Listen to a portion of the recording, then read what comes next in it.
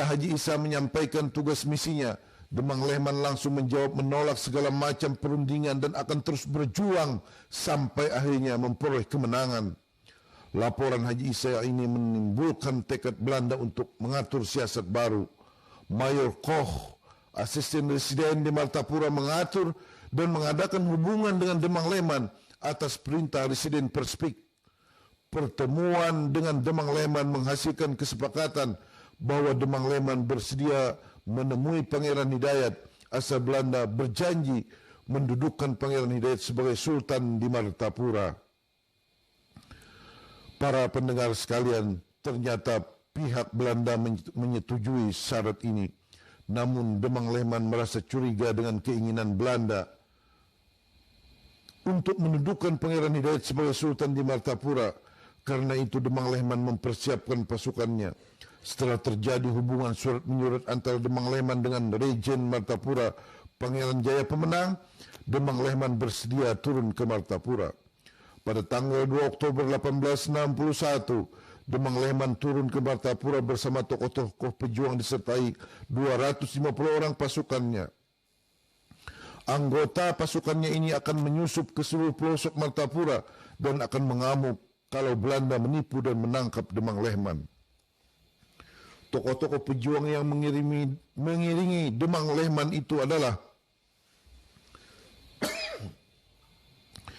Kiai Dharma Wijaya, Kiai Raksapati, Kiai Mas Cokro Yodo, Kiai Puspayuda Negara, Gusti Planduk, Pembekal Awang, Kiai Jaya Surya, Kiai Setro Jaya, Kiai Muda Kencana, Kiai Surung Rana, Pembekal Noto, Pembekal Unus, Tumenggung Gamar, dan lain-lain. Ini orang-orang berani dan sakti berataan ini. Tanggal 6 Oktober 1861, Demang Lehman memasuki kota Martapura disertai 15 orang pimpinan lainnya. Haji Isa menyambut rombongan ini dan langsung ke rumah Rejen Martapura.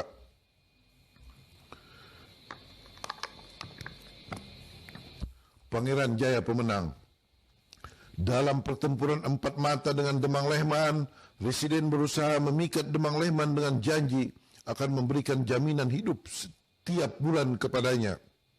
Artinya, Demang Lehman dijanji untuk digaji, asalkan Demang Lehman berjanji menetap di kota Martapura, di Banjarmasin atau Pelehari, dan mengajak kepada seluruh rakyat untuk meletakkan senjata dan kembali ke kampung mereka masing-masing dan bekerja sama seperti semula. Maksudnya bekerja sama dengan pemerintah Walanda di Banjarmasin. Janji residen itu tidak menarik perhatiannya, tetapi kesetiaannya kepada perjuangan dan sumpah perjuangan lebih tinggi nilainya daripada kepentingan diri sendiri. Di samping itu Demang Lehman tegas mengatakan bahwa mereka akan berjuang terus sampai Pangeran Hidayat dapat duduk kembali di Martapura memangku Kesultanan Banjar. Hasil pertemuan dengan residen memaksa Demang Lehman mencari tempat persembunyian Pangeran Hidayat dan akan merundingkannya dengan lebih teliti dan segala akibatnya nanti. Tanggal 9 Oktober tahun 1861, Demang Lehman berangkat ke Karangintan dan kepergiannya ini memakan waktu hampir sebulan. Kepergian Demang Lehman ini mengkhawatirkan Belanda dan meminta agar Demang Lehman kembali ke Martapura. Tanggal 30 Desember 1861, Residen Perspek tiba di Martapura dan perundingan dengan Demang Lehman dilangsungkan. Residen berjanji bahwa Pangeran Hidayat boleh tinggal dengan keluarganya di Martapura selama perundingan berlangsung, dan jika perundingan gagal, Pangeran Hidayat boleh kembali ke pusat pertahanan di dalam tempo 10 hari dengan aman.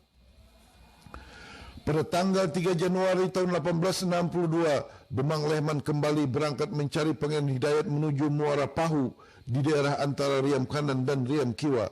Pada tanggal 14 Januari 1862, Demang Lehman bertemu dengan Pangeran Hidayat di Muara Pahu. Demang Lehman menyampaikan surat residen dan surat Rejen Martapura Pangeran Jaya Pemenang. Dalam perjanjian itu, Ratu Siti ibu Pangeran Hidayat dijemput dari tempatnya di Pahu, Sungai Pinang. Begitu pula keluarga Pangeran Hidayatullah yang masih menetap di Tamuni. Demang Lehman yang merasa kecewa dengan tipu muslihat Belanda berusaha mengatur kekuatan kembali di daerah Gunung Pangkal, Batu Licin, Tanah Bumbu. Waktu itu Pangkal dan hanya memakan daun-daunan. Disinilah beliau ditangkap oleh pasukan Syarif Hamid yang menginginkan hadiah jabatan melalui sebuah tipu muslihat. Kita mengetahui bersama bahwa bulan-bulan itu adalah bulan-bulan yang sangat rawan, di mana hujan semakin lebat dan juga sangat sulit untuk mencari bahan makanan. Di dalam hutan, di gunung-gunung, buah-buahan belum menjadi. Binatang-binatang masih bisa meminum air di atas gunung sehingga mereka tidak bisa turun atau tidak perlu turun ke lembah-lembah, ke sungai-sungai, sehingga perburuan menjangan pun sangat sulit. Itulah makanya barisan dan pasukan Demang Lehman mengalami kesulitan di dalam mencari makan makanan, dan karena itu beliau hanya memakan daun-daunan. Disinilah para pendengar sekalian, di saat pasukan Demang Lehman telah letih dan kelaparan, maka pasukan itu ditangkap oleh pasukan Syarif Hamid yang menginginkan hadiah jabatan melalui sebuah tipu muslihat. Demang Lehman selanjutnya dibawa ke Martapura. Pemerintah Belanda menetapkan hukuman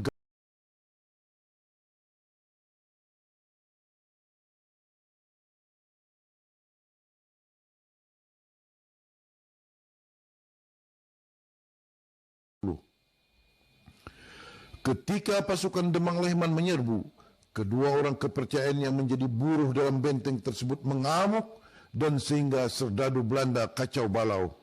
Kedua orang yang mengamuk tersebut kemudian tewas dalam benteng, sementara pertempuran berkobar sengit dan terus terjadi. Pasukan Muntas ternyata kembali ke benteng sebelum sampai di Sungai Paring. Datangnya bantuan kekuatan ini menyebabkan Demang Lehman dan pasukannya mundur ke Sungai Kupang dan Tabihi bersama Pangeran Muhammad Aminullah dan Tuan Said. Pasukan Belanda menyusul ke Tabihi dan terjadi pertempuran lagi. Perlawanan di kandangan ini dipimpin oleh Tumenggung Antaludin. Pada tanggal 16 Juni 1860, ia memimpin pasukan menyerang benteng Belanda di Tabihi. Dalam pertempuran itu, komandan pasukan Belanda, Pandam dan Pan Isselt, tewas, dan beberapa orang serdadu menjadi korban keganasan perang. Para pejuang yang gigih mempertahankan benteng Gunung Madang, wilayah Padang Batung. Pertempuran lainnya terjadi selama 8 hari non-stop di Tambai Kandangan, yang menewaskan banyak pasukan kedua belah pihak, yakni pasukan Belanda dan pasukan Tumenggung Antaludin serta Demang Lehman.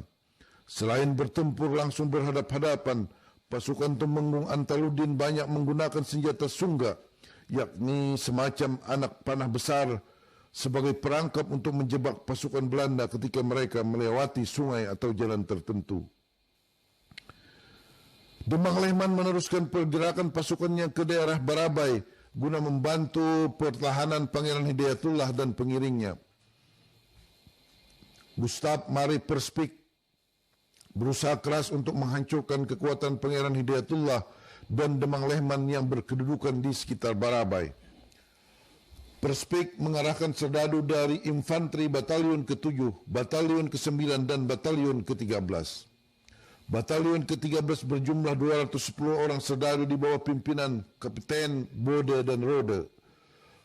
Bersama pasukan ini diikutkan pula 100 orang perantaian atau tawanan yang dirantai, yang bertugas membawa perlengkapan perang dan makanan. Pengepungan terhadap kedudukan Pangeran Hidayatullah ini disertai pula kapal-kapal perang Suriname, Bone, Bennett, dan beberapa kapal kecil. Kapal-kapal perang ini pada tanggal 18 April 1860 memasuki Sungai Ilir Pamangkih. Ini kawasan Barabai. Karena banyak rintangan yang dibuat, maka kapal-kapal perang tidak dapat memasukinya. Serdadu Belanda terpaksa menggunakan perahu-perahu. Iringan perahu-perahu ini mendapat serangan dari kelompok Haji Sarodin yang menggunakan lila dan senapan Lila itu adalah meriam dengan jenis kecil. Kalau gana ngarannya meriam, kalau halus itu lila. Dalam pertempuran ini Haji Sarudin tewas, tetapi dia berhasil menewaskan beberapa serdadu Belanda. Pertempuran terjadi pula di Walangku, Kasarangan dan Pantai Hambawang. Dengan teriakan Allahu Akbar, rakyat menyerbu serdadu Belanda yang bersenjata lengkap. Mereka tidak takut mati, karena mereka yakin mati dalam perang melawan Belanda adalah mati syahid. Demang Lehman dan Pangeran Hidayatullah berusaha keras dan penuh keberanian menahan serangan serdadu Belanda. Tetapi karena jumlah personel Belanda lebih besar dan perlengkapan perang lebih unggul, maka diambil suatu siasat mundur. Pangeran Hidayatullah mengundurkan diri ke Aluan, sedangkan Demang Lehman bertahan di kampung Pajukungan. Akhirnya Belanda berhasil menduduki Barabai setelah meninggalkan banyak korban. Belanda berusaha keras untuk memutuskan hubungan Pangeran Hidayat yang berada di Aluan dengan pasukan Demang Lehman yang berada di sekitar Amawang.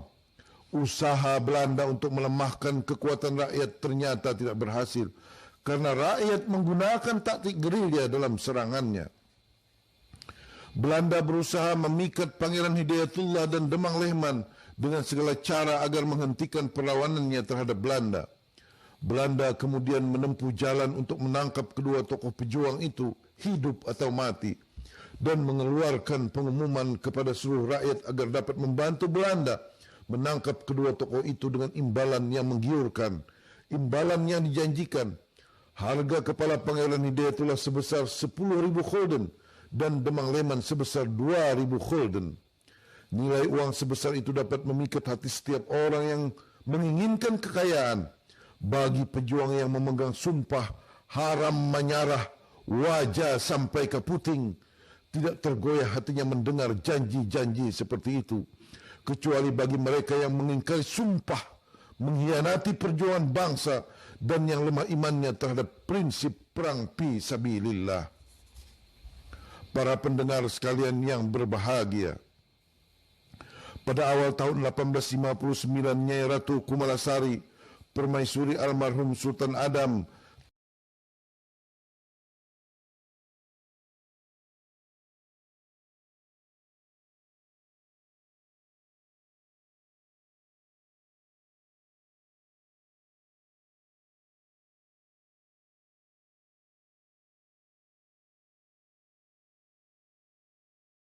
dari Pangeran Hidayatullah, beliau diangkat menjadi kiai sebagai lelawangan kepala distrik Iriam Kanan, tanah lungguhnya Pangeran Hidayatullah.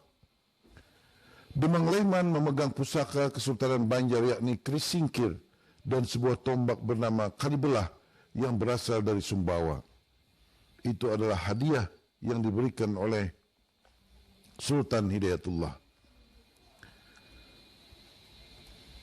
Para pendengar sekalian, ketika kita menjelaskan tentang bagaimana peran Demang Lehman dalam pertempuran Benua Lima, maka sebagaimana kita pahami bersama, yang telah menjajah Benua Banjar itu adalah Walanda.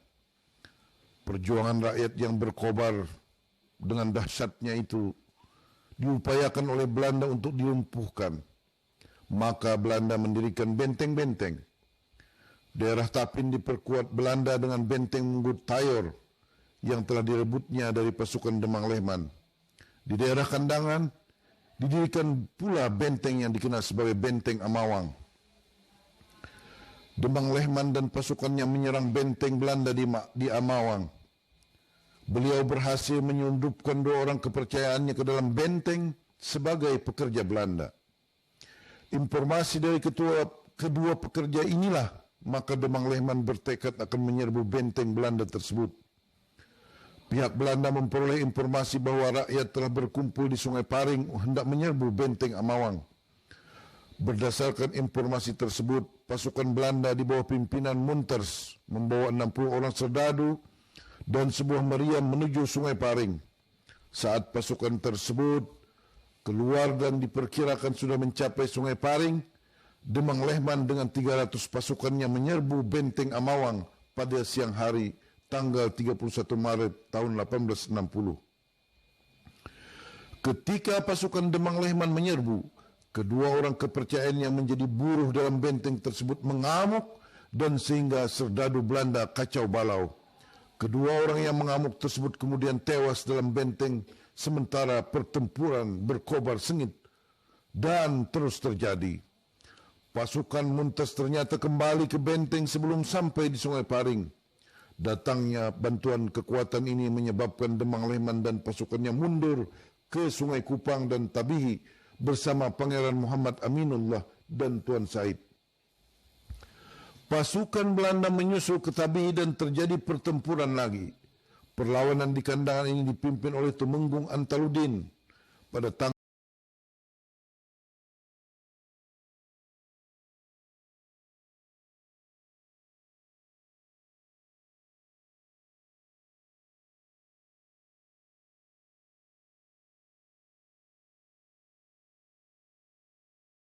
dari dalam Kesultanan Banjar hingga Kesultanan Banjar dihapus Belanda di zaman Sultan Pangeran Hidayatullah Raja Banjar terakhir.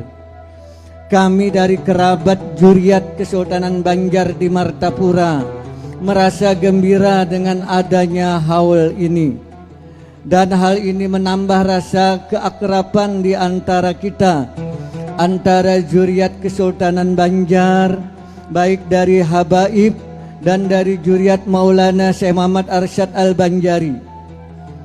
Pangeran Syarif Husin merupakan salah seorang hatib atau guru di Kesultanan Banjar. Bahkan anak cucu beliau ada yang menjadi panglima perang Banjar.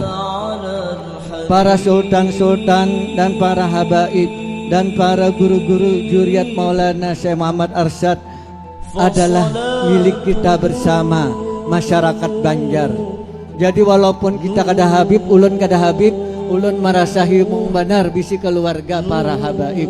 Nah, dan kita juga daripada berkeluarga dengan banyak para ulama Juriat Maulana Syekh Muhammad Arsyad Al-Banjari. Sebagaimana orang-orang dahulu, datu-datu kita, mereka akrab, mereka berkumpul bahu-membahu. Mudah-mudahan kita juga begitu dan seterusnya. Harapan kami mudah-mudahan sebagaimana terjalinnya hubungan yang erat di antara para datu-datu kita dahulu, mudah-mudahan kita tetap terjalin dengan erat di antara kita dengan berkat sahibul haul. Mudah-mudahan kita diberikan oleh Allah Ta'ala min asrarihi wa husisiyatihi wa karamati bidini wa dunya wal akhirah. Mungkin ini saja yang bisa ulun sampaikan. Salah hilap ampun maaf. Wallahul muwaffiq ila aqwamit thariq. Assalamualaikum warahmatullahi taala wabarakatuh.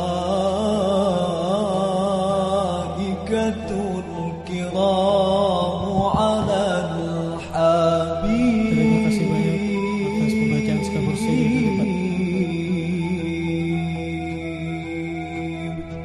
Inna as-salata ala rasulillah syamsun la taghib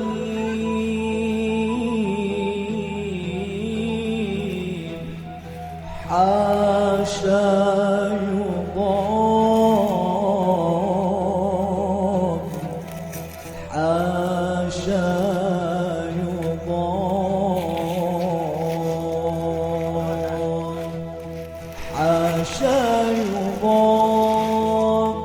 من استجار بها وحاشا أن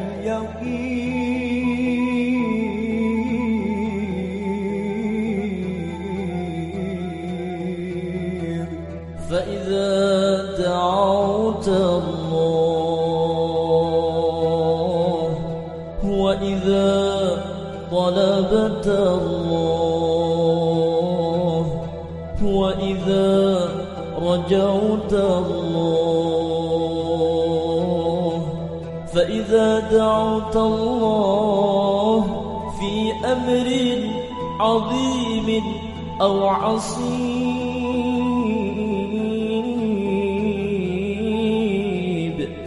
فابدأ دعاءك واختتمه بالصلاة على الحبيب.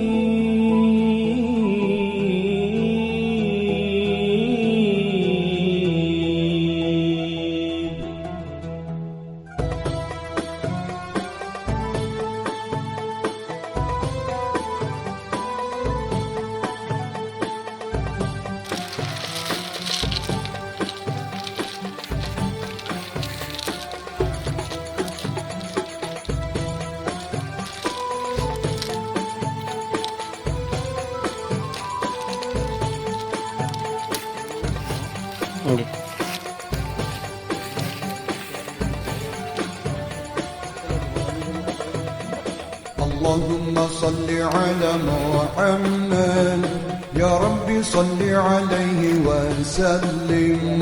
اللهم صل على محمد يا رب صل عليه وسلم. اللهم صل على محمد يا رب صل عليه وسلم. اللهم صل على محمد يا رب صل عليه وسلم. إن قيل زرتم بمن رجعتم يا أكرم الخلق ما نقول. إن قيل زرتم بمن رجعتم يا أكرم الخلق ما نقول. قولوا رجعنا بكل خير واجتمع الفرع والأصول. قولوا رجعنا بكل خير واجتمع الفرع والأصول. اللهم صل على محمد يا رب صل عليه وسلم. اللهم صل على محمد يا رب صل عليه وسلم.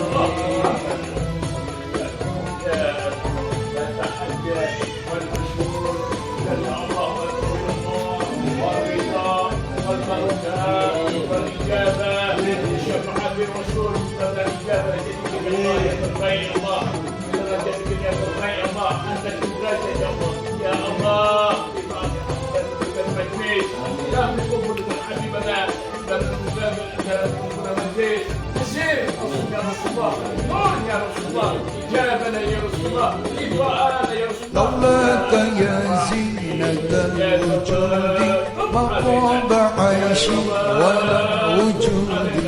لولاك يا زينة الوجود ما طاب عيشي ولا وجودي. ولا ترنمت في صلاتي ولا ركوعي ولا سجودي. ولا ترنمت في صلاتي ولا ركوعي ولا سجودي. اللهم صل على محمد يا رب صل عليه وسلم. اللهم صل على محمد يا رب صل عليه وسلم. أيا ليالي الرضا علينا عودي ليحضر منك عودي. أيا ليالي الرضا علينا عودي ليحضر منك عودي. عودي علينا بكل خير بالمصطفى طيب الجدود. عودي علينا بكل خير بالمصطفى طيب الجدود. اللهم صل على محمد يا رب صل عليه وسلم. اللهم صل على محمد يا رب صل عليه وسلم. اللهم صل على محمد يا رب صل عليه وسلم. اللهم صل على محمد يا رب صل عليه وسلم. Allah buktikan di pewaris itu, semua kita harus terbebas daripada najis. Satadub ilayya. Bagaimana? Apa ada masalah dengan surat kontrak yang sudah saya buat? Tuan, Apakah benar dia akan digantung sore ini?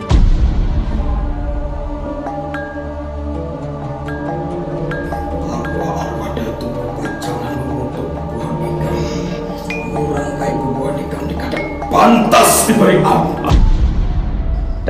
Dengar sabarataan Banua Banjar, lamun kada dibalas lawan Banyung Mata Wandara, marikit dipikuti kompeni Walanda. Haram menyerah, wajah sampai ke puting. Adimis salat.